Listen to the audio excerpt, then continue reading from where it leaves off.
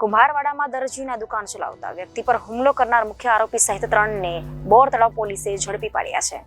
2 દિવસ પહેલા શહેરના કુંભારવાડા અમર સોસાયટી શીતળામાની ડેરી પાસે મુન્નાભાઈ ચૌહાણ નામના વ્યક્તિ પોતાની દરજી કામની દુકાન ચલાવતા હોય અને ત્યાં હનુમાન ચાલીસા વગાડવાની બાબતે એક વ્યક્તિ દ્વારા માર મારવામાં આવ્યો હતો, જેને લઈને આ બનાવમાં 3 વ્યક્તિ સામે મુન્નાભાઈ ચૌહાણ દ્વારા બોર તળાવ પોલીસ સ્ટેશન ખાતે ફરિયાદ નોંધવામાં આવી હતી। જે ફરિયાદના આધારે મુન્નાભાઈ બિલાલભાઈ પારદર્શી તથા શોકતભાઈ સતારભાઈ માકડ તથા જે મુખ્ય મારનાર આરોપી બાળકિશોરને બોર તળાવ પોલીસે પકડી પાડ્યા હતા અને તેમની સામે કાયદેસરની કાર્યવાહી હાથ ધરવામાં આવી હતી। ભાવનગર જિલ્લાના ભાવનગર શહેર ખાતે બોર તળાવ પોલીસ સ્ટેશન વિસ્તારમાં 2 ફેબ્રુઆરી 2024ના રોજ એક ફરિયાદ દાખલ થયેલી છે, જે અંતર્ગત ફરિયાદી પક્ષે રાજેન્દ્રભાઈ ચૌહાણ કે જે પોતે દરજી કામના વ્યવસાય સાથે સંકળાયેલા છે। ફરિયાદની વિગત એ પ્રકારની છે કે રાજેન્દ્રભાઈ ચૌહાણની દુકાનની શટર ઉપર કોઈક શખ્સોએ છાણ કે બીજું કોઈ ગંદા પદાર્થ ચોંટાડી અને દુકાનનું શટર બગાડવાનો પ્રયત્ન કરેલ। આ બાબતે બાજુમાં રહેતા શોકતભાઈ માંકડ અને અલ્તાફભાઈ સાથે બોલાચાલી થતાં બંને પક્ષે એકબીજાની વિરુદ્ધ આક્ષેપ કરતી અરજી બોર તળાવ પોલીસ સ્ટેશનમાં કરેલી હતી। બંને પક્ષની અરજી અનુસંધાને બંનેના અટકાયતી પગલાં લઈ કાયદેસર ધોરણસરની કાર્યવાહી બોર તળાવ પોલીસ સ્ટેશન દ્વારા કરવામાં આવેલી હતી।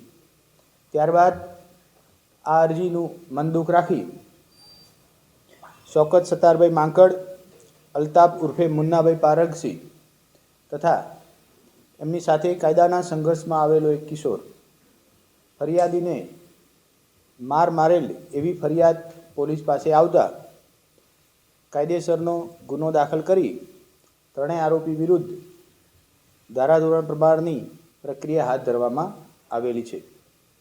આ સિવાય વિસ્તારમાં કે શહેરમાં કોઈ પણ જાતના પ્રત્યાઘાતો કે પ્રતિઘાત ધ્યાનમાં આવેલા નથી। ફરિયાદી પક્ષને રૂબરૂ સાંભળતા જે ફરિયાદમાં રજૂ કરેલ છે એ સિવાયની એની કોઈ પણ પ્રકારની રજૂઆત નથી।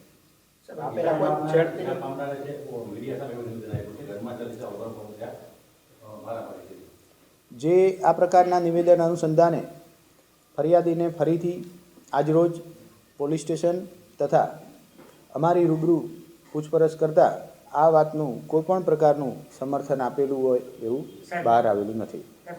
બુધવારે જે ફરિયાદી રાજેન્દ્રભાઈ છે એ આરોપીની જે ફરિયાદ કરવા ગયા ત્યારે એને બેસાડી દીધા લોકઅપમાં અને સામસામે ફરિયાદ થઈ હતી। તો જે આરોપીઓ છે મુન્નાભાઈની એને લોકઅપની બહાર જમવાનું આપ્યું અને ફરિયાદીને લોકઅપની અંદર જમવાનું આપ્યું। જો ફરિયાદીનું કહેવું છે આ છે કેટલું હદે એ ઉચિત છે? જો આ બાબતે રજૂઆત ફરિયાદી પક્ષ તરફથી થશે તો ચોક્કસપણે જવાબદાર અધિકારી અને પીએસઓ વિરુદ્ધ કાયદેસરની કાર્યવાહી કરી ખાતાકીય પગલાં કે શિક્ષાત્મક કાર્યવાહી હાથ ધરવામાં આવશે। સાહેબ, આ મામલામાં કોઈ છેડતીની ફરિયાદ થઈ હતી અગાઉ કોઈ પણ પ્રકારની આ ફરિયાદી અને આરોપીઓની વચ્ચે ફરિયાદ કે અરજી થયેલી નથી। મુન્નાભાઈ લખાયું છે જે એફઆઈઆરમાં કે અગાઉ કરેલી ફરિયાદમાં જે નામ લખાયું છે જેને લઈને આ ફરિયાદ થઈ?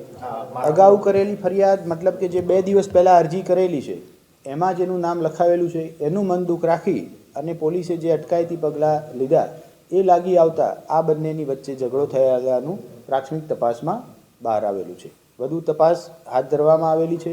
જરૂરિયાત પડે તો ફરિયાદમાં વધુ કલમનો ઉમેરો કરી સખતમાં સખત પગલાં આરોપી સામે લેવાય। ભવિષ્યમાં આ પ્રકારે કોઈપણ શાંતિ દોડવાનો કે સામાજિક કે કોઈપણ પ્રકારની જે શાંતિ છે બની રહે એ દિશામાં પોલીસ પૂરતો પ્રયત્ન હાથ ધરી રહી છે।